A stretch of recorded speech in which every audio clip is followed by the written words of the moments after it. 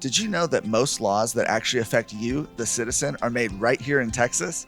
At Texas Scorecard, we report on the Texas legislative process so that citizens are equipped to effectively advocate for the policies that are important to them. At the core of this process are the bills lawmakers propose to enact new laws and amend or repeal existing laws. But where do these bills come from? What steps must they go through before they can become law? Why do Republican priorities struggle to get through a Republican-controlled legislature? And most importantly, how can you most effectively engage in the fight? Today, we're going to answer those questions by examining the legislative process, the people that make it happen, and the priorities that are up for debate. Every 2 years, Texas state representatives and state senators convene for 140 days to consider creating new laws and changing existing ones.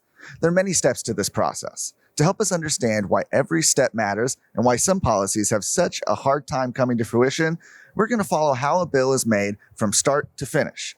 At each step of the process, we're going to look at an example of how a past GOP priority was either advanced, halted, strengthened, or weakened. Ideas for new bills can come from anywhere, but only a state representative or senator can introduce a bill to their respective chamber. Once a bill has been written, it must be filed with the chief clerk of the House or the Secretary of the Senate. After a bill has been introduced, it gets sent to a committee, which are formed at the beginning of session to deal with different areas of legislation, and each led by a committee chair. This is called first reading and referral. Committees can change bills drastically. For example, last session, election integrity legislation was changed multiple times with amendments and different versions presented in the Elections Committee. If a bill passes a House committee with a favorable report, it will be directed to the appropriate Calendars Committee to be scheduled for floor consideration. Calendars committees are allowed significant discretion in scheduling a bill. It's not uncommon that bills are intentionally scheduled late in the session so that they never reach deliberation. The real floor consideration of a bill begins with the second reading. The bill is now subject to open debate in its respective chamber. After being debated and amended, a bill may pass to third reading, where it can be voted on for final passage. After passing third reading, the bill will move on to the opposite chamber, where it may be passed or amended further. Then it will go back to its originating chamber, where it may be signed and sent to the governor. Finally, the bill reaches the governor's office, where he can choose to sign it, veto it, or allow it to go into effect without his signature. Many times, often for bigger legislation, the governor will have signing ceremonies where he invites lawmakers who were part of the process of crafting the bill to join him as he ceremoniously signs the bill into law. We see this happen with bills like constitutional carry and pro-life legislation. Now that we know the path a bill must take to become law, it's important to learn about the people that make it happen, and there are a lot of them. We'll start here in the Texas House of Representatives. There are 150 representatives, and each represents a district of about 170,000 citizens. We don't have time to learn all their names here, but you can find out who your representative is at texasscorecard.com. Representatives are elected every 2 years with no term limits. Representatives' main responsibilities include introducing bills for consideration and debating and amending bills on the floor. The leader of the House, currently, is Speaker Dade Phelan.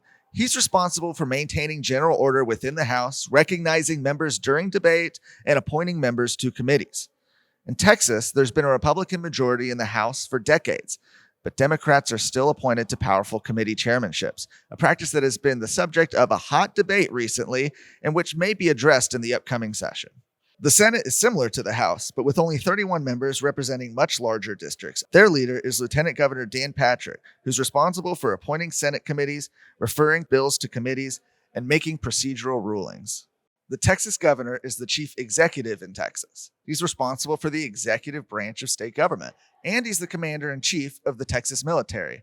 Governors of Texas are directly elected by registered voters in Texas and serve for a term of 4 years with no term limits. The current governor is Greg Abbott, who's been serving in the position since 2015. The Republican Party of Texas designates its official list of legislative priorities for the upcoming session at their biennial convention, where thousands of delegates deliberate with the goal of deriving a platform that most accurately represents the Republican voter base in Texas.